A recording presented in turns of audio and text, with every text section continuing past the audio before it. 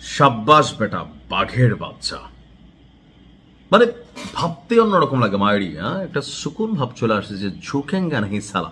তবে কিছু দালাল আছে বাংলাদেশে, এরা ধরেন দেখেন, আমি কিন্তু মধ্যপ্রাচ্য বিরোধী না, সৌদি আরব বিরোধী না, মক্কা মদিনার প্রতি আমার ভালোবাসা সম্মান অটুট আছে। তো কিছু কিছু ফকিন্নির পোলাপাইন আছে, এরা মনে করে কি জানেন, তালেবর।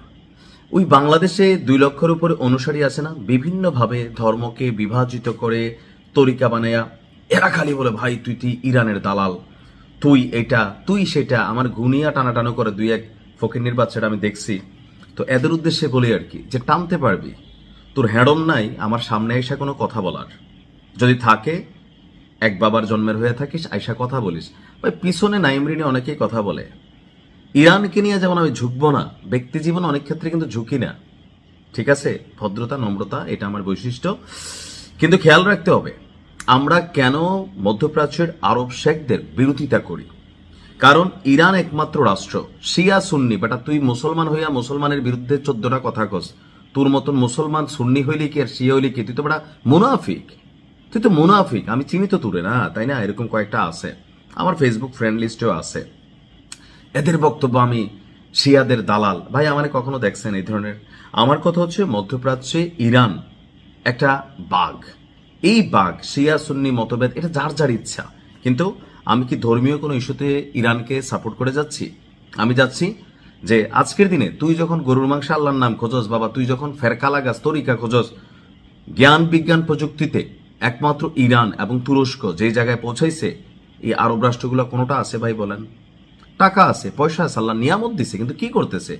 বিলিয়ন ডলার কামাইয়ে কাদেরকে দিচ্ছে? পশ্চিমাদের কাছে। তেল বেচা বিলিয়ন ডলার কামায়, প্রযুক্তি নিয়ে নিজেরা গবেষণা না কইরা ওই আরবের খুরমা খাজুর খায়। ক্ষমতায় ট্রাম্প থাকুক, ওবামাও থাকুক, আর যেই থাকুক এদেরকে চাটে বাইডেন রে। এটা আমার পছন্দ হয় না, সেই কারণে আমি সমালোচনা করি। তো আমি যখন কথা বলছি, মধ্যপ্রাচ্যের আকাশে গতকালকে থেকে এক দানবীয় খেলা শুরু হয়েছে। ইরানের যিনি সর্বোচ্চ নেতা এই মুহূর্তে, আগের নেতার ছেলে, এই জিনিস যে ভাই কররা জিনিস, এটা কিন্তু আমরা যেমন বুঝতেছি ইসলিও বোঝা শুরু করেছে। অপারেশন প্রমিজের 29তম ধাপ শুরু করেছে ইরান। আজকে রাতেই ঘটনাগুলো ঘটছে। আইআরজিসির অ্যারোস্পেস ফোর্সের অত্যাধুনিক প্রজন্মের ব্যালিস্টিক ক্ষেপণাস্ত্রের একটি বিশাল বহর তেল আবিবের উদ্দেশ্যে, নেগেভ মরুভূমির উদ্দেশ্যে এবং ওই অঞ্চলে অবস্থিত মার্কিন সন্ত্রাসীদের বিমান ঘাঁটি লক্ষ্য করে আপনার অভিযান চালাচ্ছে।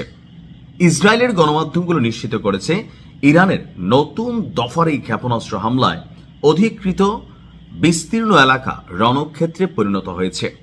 রাজধানী তেল আবিব, আশদোদ শহরে একের পর এক বিকট বিস্ফোরণের শব্দে সাধারণ মানুষ ঘর থেকে বের হয়ে রাস্তায় দৌড়াদৌড়ি করছে। ইসরায়েল বাধ্য হয়ে পুরো অঞ্চলে ডেথ অ্যালার্ম বা মৃত্যু ঘণ্টা সক্রিয় করেছে।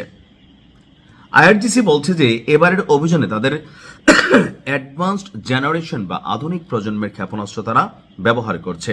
তাদের লক্ষ্যবস্তুর প্রধান তালিকায় প্রধান বাণিজ্যিক এলাকা, নেগেভ মরুভূমিতে থাকা ইসরায়েলের গুরুত্বপূর্ণ সামরিক এবং পরমাণু স্থাপনা এবং মধ্যপ্রাচ্যে মোতায়েন মার্কিন সামরিক ঘাঁটি। এই ক্ষেপণাস্ত্রের গতিপথ এতটাই বিস্তৃত যে পাশের দেশ জর্ডানের রাজধানী আম্মানেও সতর্কতামূলক সাইরেন বাজছে। আরবিক সূত্রগুলো বলছে জর্ডানের আকাশসীমে দিয়ে যখন ইসরায়েলের দিকে যাচ্ছিল তখন পুরো শহর জুড়ে ঘুম হারা হয়ে গেছে যে আকাশে কি যাচ্ছে। তো এখন আমরা যখন বলছি, নিউজটি করছি, তেল আবিবে ভয়ে থরথর করে কাঁপছে, নেগেভে আগুনের বৃষ্টির মতন ক্ষেপণাস্ত্রগুলো ঝরে ঝরে পড়ছে। নতুন নেতা কথা দিয়েছে খেলা হবে। ভালো থাকুন।